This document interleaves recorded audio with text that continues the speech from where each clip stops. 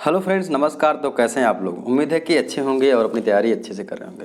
दोस्तों, आज के इस वीडियो में हम लोग पढ़ेंगे कवि, प्रमुख कवियों एवं लेखकों का सामान्य परिचय। ये दोस्तों आपका हिंदी का विषय है और हिंदी के विषय से ये हमारा जो टॉपिक है सबसे ज़्यादा महत्वपूर्ण टॉपिक माना जाता है दोस्तों। तो ये आप सेमेस्टर में आपके थर्ड सेमेस्टर के लिए भी इम्पोर्टेंट है दोस्तों। अगर सेमेस्टर की दृष्टि से देखा जाए, आप किसी भी एग्ज़ाम की तैयारी करते हो, यूपी टेट और अन्य किसी अदर एग्ज़ाम की तैयारी करते हो जहाँ पर आपका हिंदी पूछा जाता है, वहाँ की दृष्टि से दोस्तों ये बेहद महत्वपूर्ण टॉपिक आपके लिए मानी जाती है। तो दोस्तों, इसी दृष्टि से हम इसमें कुछ लेखकों और कवियों का परिचय लेकर आए हैं और उनके बारे में, उनकी कुछ प्रमुख जो रचना है, उनकी रचनाओं के बारे में हम आपसे डिस्कशन करेंगे। तो दोस्तों, इस वीडियो में अंत तक बने रहिएगा।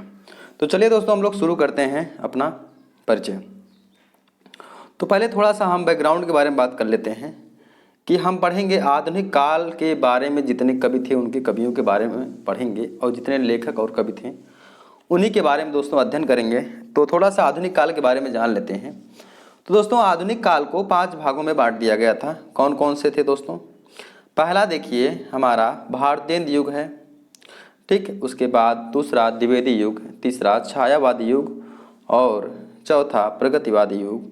और इसके आगे दोस्तों देखा जाए तो 5वां हमारा प्रयोगवादी एवं नई कविता, ठीक। तो दोस्तों, कभी कभी आपसे पूछ लिया जाता है कि भारतेंदु युग की समय सीमा कब से कब तक थी? तो ये 1868 से लेकर के 1900 ईस्वी तक मानी जाती है। किसका? भारतेंदु युग का, ठीक। तो पूछा जाता है कभी कभी दोस्तों, भारतेंदु युग के प्रतिपादक कौन थे? तो आप लोग अगर भारतेंदु जानते हैं तो भारतेंदु हरिश्चंद्र नाम लगा लेंगे।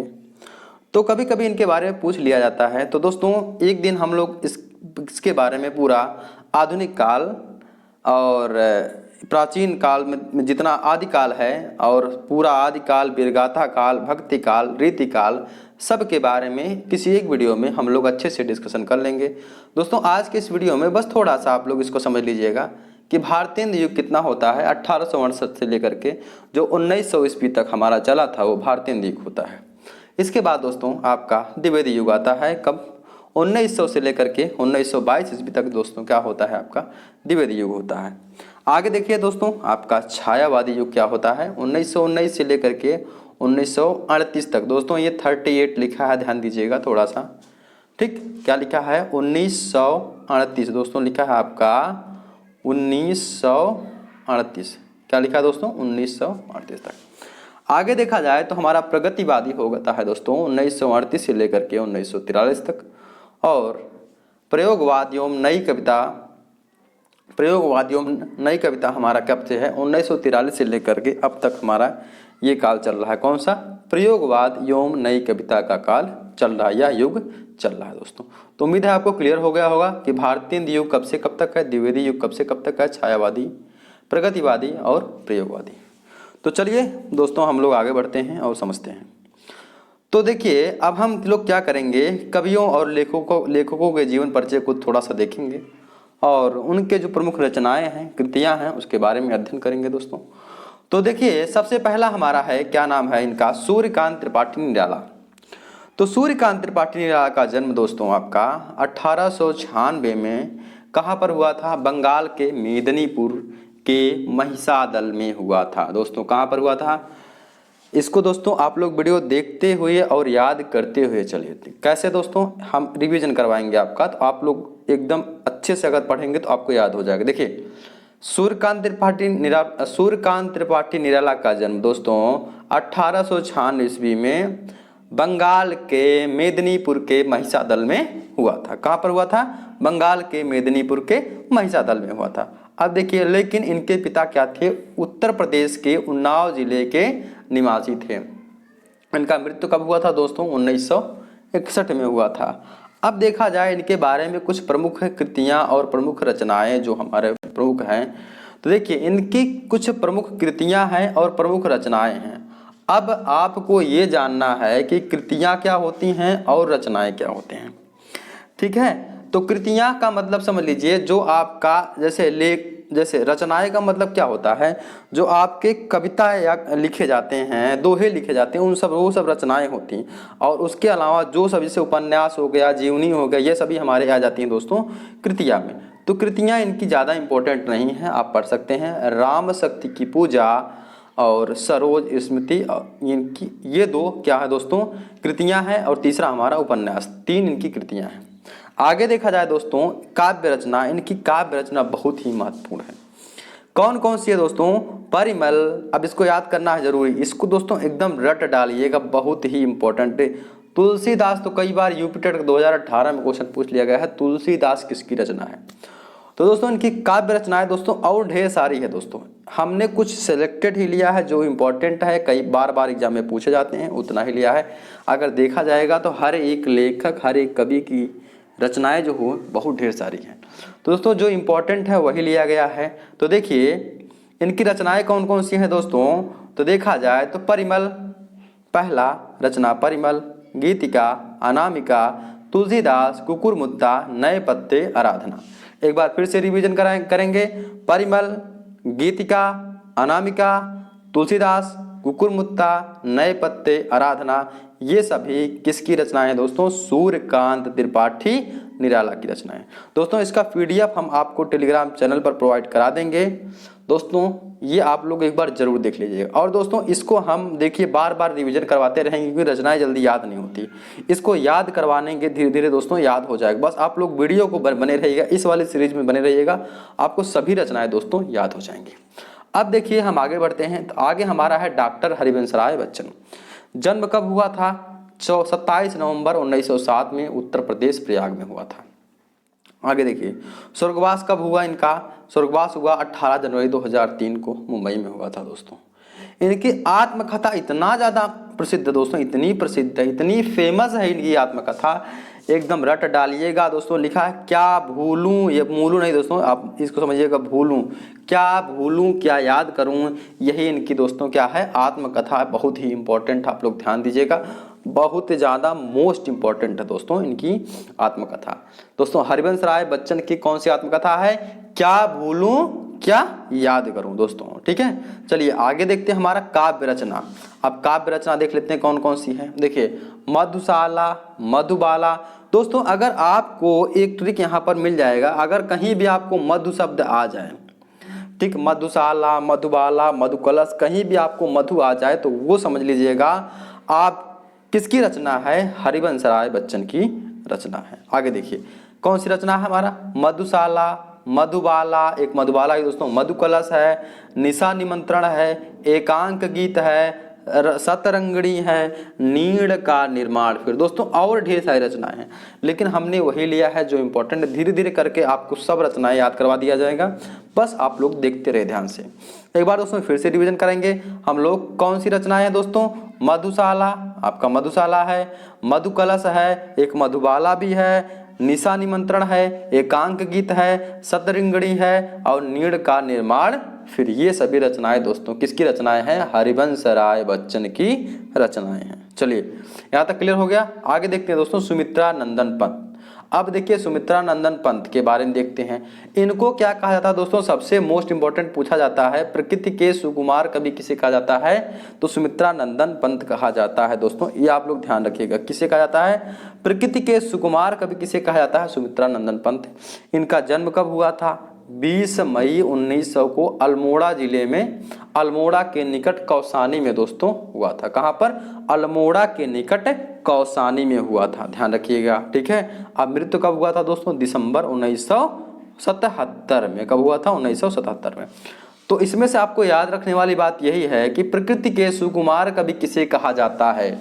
तो प्रकृति के सुकुमार कवि आपको कहा जाता है कहा जाता है सुमित्रा नंदन पंत को कहा जाता है। क्या कहा जाता है दोस्तों? सुमित्रा नंदन पंत को कहा जाता है। अब देखिए इनके बारे में थोड़ा सा आप देखिए, तो 1921 में ये पढ़ाई छोड़ करके असहयोग आंदोलन जो गांधी जी द्वारा चलाया गया था उसमें शामिल हो गए। इनको चिदम्बरा के लिए ज्ञानपीठ पुरस्कार भी मिला था, और ज्ञानपीठ पुरस्कार के तौर पर 1 लाख रुपए भी मिला था, ठीक। आगे देखिए दोस्तों इनकी प्रमुख रचनाएं कौन कौन सी हैं। तो प्रमुख रचनाएं हम देखते हैं तो इनकी प्रमुख रचनाएं हैं दोस्तों, बहुत ही इंपॉर्टेंट रचनाएं हैं। वीणा, ग्रंथि, पल्लव, गुंजन, युगांत, गुण युगवाणी, ग्राम्या, स्वर्णदूल, बूढ़ाचाँद, पुरुषोत्तम, पुरुषोत्तम राम। तो इतनी रचनाएं दोस्तों इनकी हैं। कौन कौन सी रचनाएं दोस्तों, एक बार हम लोग फिर से देखेंगे। देखिए इनकी रचना है दोस्तों वीणा, एक बार दोबारा आप लोग पढ़िए। वीणा, ग्रंथि, पल्लव, गुंजन, युगांत, युगवाणी, ग्राम्या, स्वर्णधूलि, बूढ़ाचाँद, पुरुषोत्तम राम। ये सभी रचनाएं किसकी है दोस्तों, ये सभी रचनाएं दोस्तों हैं, इसको आप लोग याद रखिएगा। ठीक है, ये सभी रचनाएं दोस्तों आप लोग याद रखिएगा, बहुत ही इंपॉर्टेंट है दोस्तों। ये सभी रचनाएं सुमित्रानंदन पंत की रचनाएं हैं। ठीक है, क्लियर हो गया होगा। अब चलिए आगे बढ़ते हैं। आपका क्लियर हो गया सुमित्रानंदन पंत। ध्यान रखिएगा, प्रकृति के सुकुमार कवि किसे कहा जाता है, सुमित्रानंदन पंत।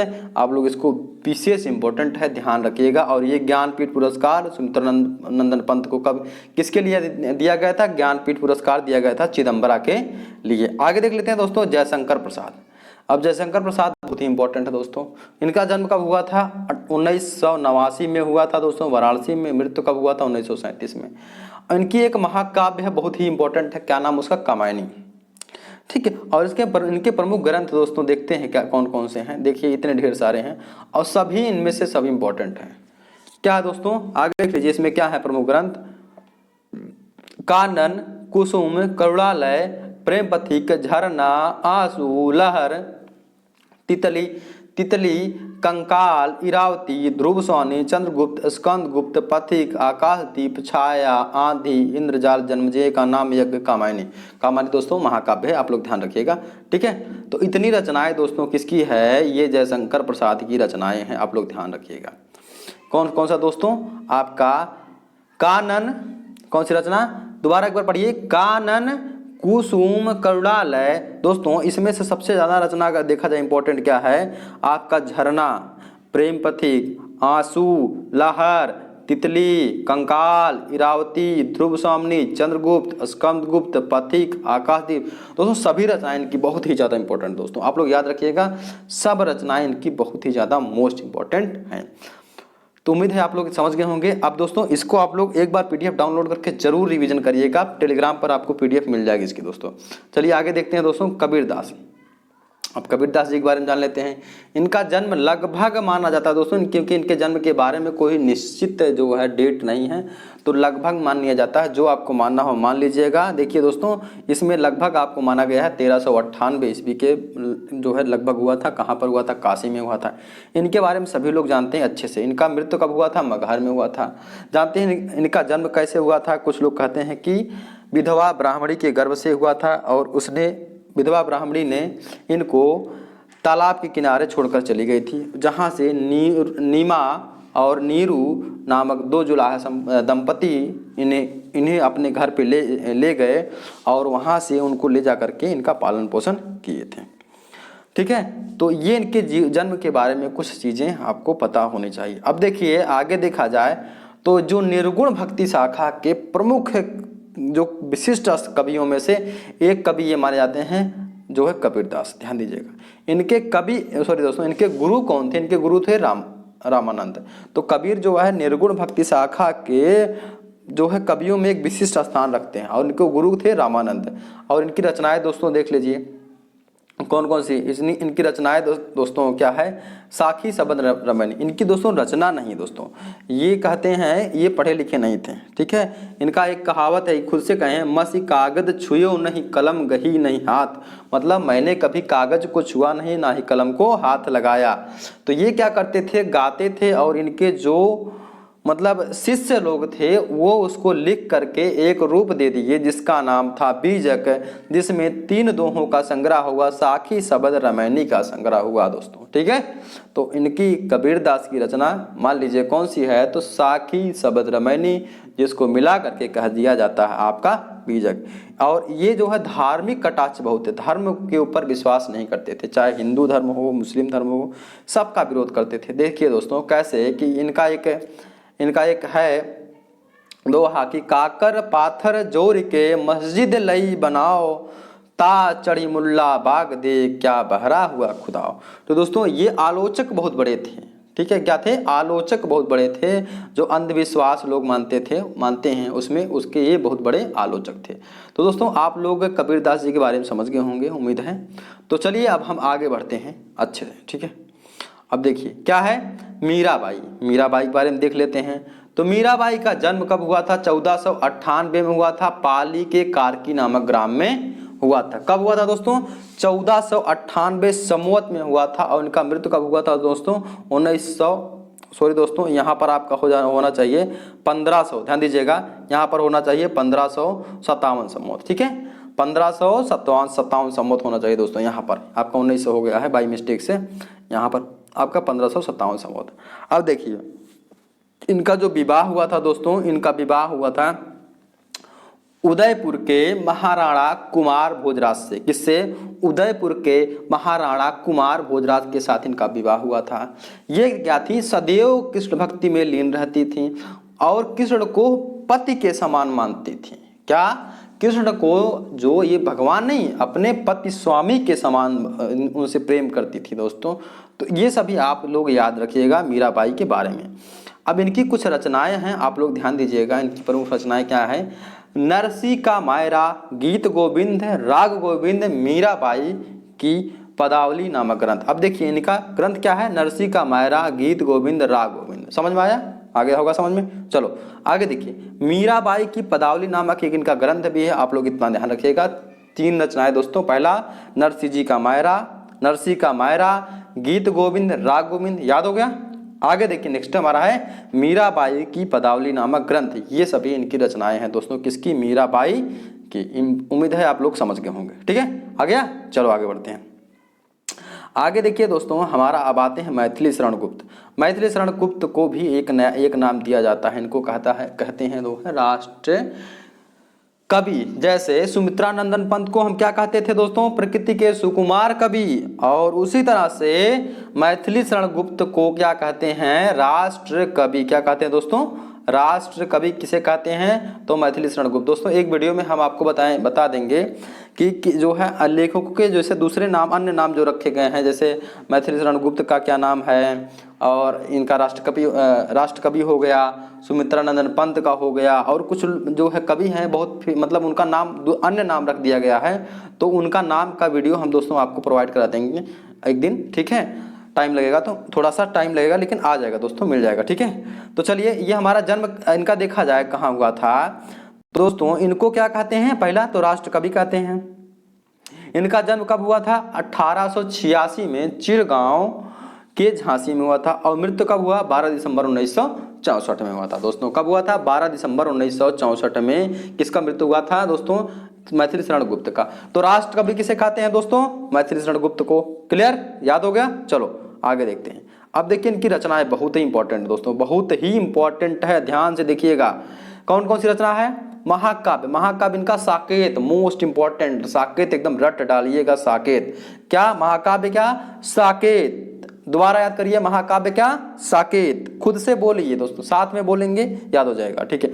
आगे देखिए खंड काव्य हमारा क्या है, रंग में भंग, भारत भारती, साकेत, जयद्रथ वध, पंचवटी, यशोधरा, तिलोत्तमा, झंकार, ठीक है। तो ये सभी दोस्तों आप लोग याद रखिए। कौन सा, दोबारा एक साथ मेरे साथ बोलिए एक बार दोस्तों, रंग में भंग, भारत भारती, साकेत, जयद्रथ वध, पंचवटी, यशोधरा, तिलोत्तमा और झंकार। ये सभी रचनाएं किसकी है दोस्तों, जयशंकर प्रसाद की रचनाएं दोस्तों। और दोस्तों सॉरी दोस्तों, ये सभी जयशंकर प्रसाद की रचनाएं नहीं दोस्तों, सॉरी, ये सभी रचनाएं हमारा है मैथिली शरण गुप्त की, ठीक है। तो ये सभी रचनाएं दोस्तों किसकी है, मैथिली शरण गुप्त की रचनाएं हैं, आप लोग याद रखिएगा, ठीक है। क्या दोस्तों, आप लोग याद रखिएगा, इनका क्या है, मैथिली शरण गुप्त का क्या है, साकेत। और खंड काव्य क्या है दोस्तों, रंग में भंग, भारत भारती, साकेत, जयद्रथ वध, पंचवटी, यशोधरा और तिलोत्तमा, ठीक है। क्लियर हो गया यहाँ तक आपका। आगे चलिए देखते हैं। अब देखिए दोस्तों, अब आगे हमारा है, इसके नेक्स्ट वीडियो में हम लोग पढ़ेंगे रामधारी सिंह दिनकर के बारे में दोस्तों पढ़ेंगे। इनका जन्म दोस्तों आपका बिहार में हुआ था, बिहार के मुंगेर जिले में सिमरिया नामक गांव में हुआ था दोस्तों, ठीक है। तो इनके बारे में कुछ पढ़ेंगे, इनकी कुछ रचनाएं हैं, रेणुका, हुंकार, उर्वशी, और इनको ज्ञानपीठ पुरस्कार भी दिया गया था दोस्तों। तो इनके बारे में दोस्तों अगले वीडियो में पढ़ेंगे। उम्मीद है दोस्तों वीडियो कुछ समझ में आया होगा। दोस्तों कुछ थोड़ा मोड़ा मिस्टेक कभी कभार हो जाता है, कुछ लिखने में कहीं जैसे मान लीजिए कोई डेट आगे पीछे हो जाता है, तो थोड़ा सा आप उसको मतलब अगर डाउट है तो वहाँ कमेंट करिएगा, हाँ तो सर ये कहीं मिस्टेक हो जाता है दोस्तों, ठीक है। तो दोस्तों उम्मीद है वीडियो पसंद आई होगी। अगर वीडियो पसंद आई हो तो वीडियो को दोस्तों शेयर जरूर करिएगा, और चैनल को सब्सक्राइब नहीं किया तो सब्सक्राइब कर लीजिए दोस्तों। मिलते हैं नई वीडियो में, तब तक के लिए अपना ख्याल रखिए। जय हिंद, वंदे मातरम।